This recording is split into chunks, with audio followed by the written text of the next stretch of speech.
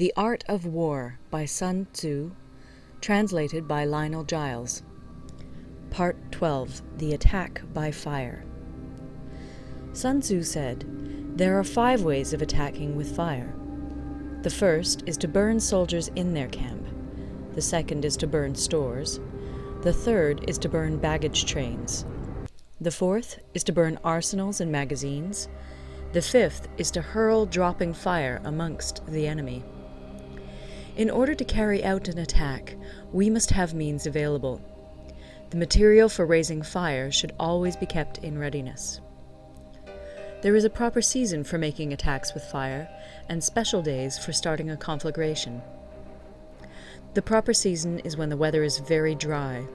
The special days are those when the moon is in the constellations of the Sieve, the Wall, the Wing, or the Crossbar, for these 4 are all days of rising wind. In attacking with fire, one should be prepared to meet 5 possible developments.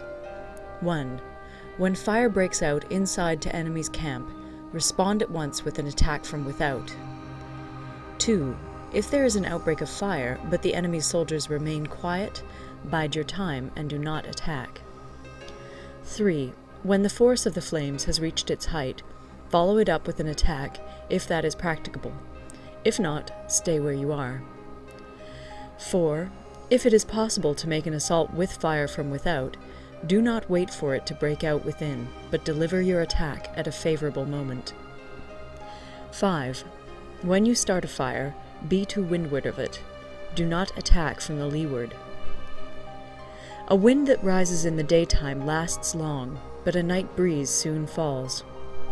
In every army, the 5 developments connected with fire must be known, the movements of the stars calculated, and a watch kept for the proper days. Hence, those who use fire as an aid to the attack show intelligence. Those who use water as an aid to the attack gain an accession of strength.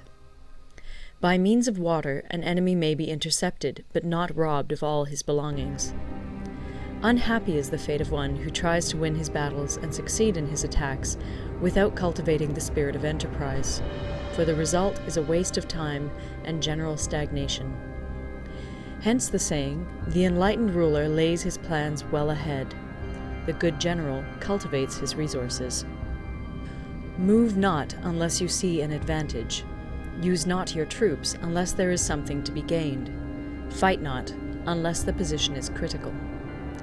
No ruler should put troops into the field merely to gratify his own spleen. No general should fight a battle simply out of pique. If it is to your advantage, make a forward move. If not, stay where you are. Anger may in time change to gladness. Vexation may be succeeded by content.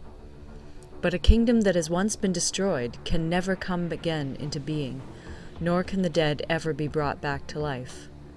Hence the enlightened ruler is heedful, and the good general full of caution. This is the way to keep a country at peace and an army intact. End of Part 12. Part 13. The Use of Spies. Sun Tzu said, "Raising a host of 100,000 men and marching them great distances entails heavy loss on the people and a drain on the resources of the state. The daily expenditure will amount to 1,000 ounces of silver. There will be commotion at home and abroad, and men will drop down exhausted on the highways. As many as 700,000 families will be impeded in their labor. Hostile armies may feast each other for years, striving for the victory which is decided in a single day. This being so, to remain in ignorance of the enemy's conditions simply because one grudges the outlay of 100 ounces of silver in honors and emoluments is the height of inhumanity. One who acts thus is no leader of men, no present help to his sovereign, no master of victory. Thus, what enables the wise sovereign and the good general to strike and conquer and achieve things beyond the reach of ordinary men is foreknowledge. Now, this foreknowledge cannot be elicited from spirits. It cannot be obtained inductively from experience, nor by any deductive calculation. Knowledge of the enemy's dispositions can only be obtained from other men. Hence the use of spies, of whom there are 5 classes. 1. Local spies. 2. Inward spies. 3. Converted spies. 4. Doomed spies. 5. Surviving spies. When these 5 kinds of spy are all at work, none can discover the secret system. This is called divine manipulation of the threads. It is the sovereign's most precious faculty. Having local spies means employing the services of the inhabitants of a district. Having inward spies, making use of officials of the enemy. Having converted spies, getting hold of the enemy's spies and using them for our own purposes. Having doomed spies, doing certain things openly for purposes of deception, and allowing our spies to know of them and report them to the enemy. Surviving spies, finally, are those who bring back news from the enemy's camp. Hence it is that none in the whole army are more intimate relations to be maintained than with spies. None should be more liberally rewarded. In no other business should greater secrecy be preserved. Spies cannot be usefully employed without a certain intuitive sagacity.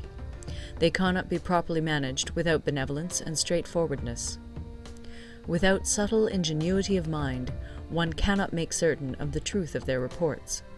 Be subtle, and use your spies for every kind of business. If a secret piece of news is divulged by a spy before the time is ripe, he must be put to death together with the man to whom the secret was told.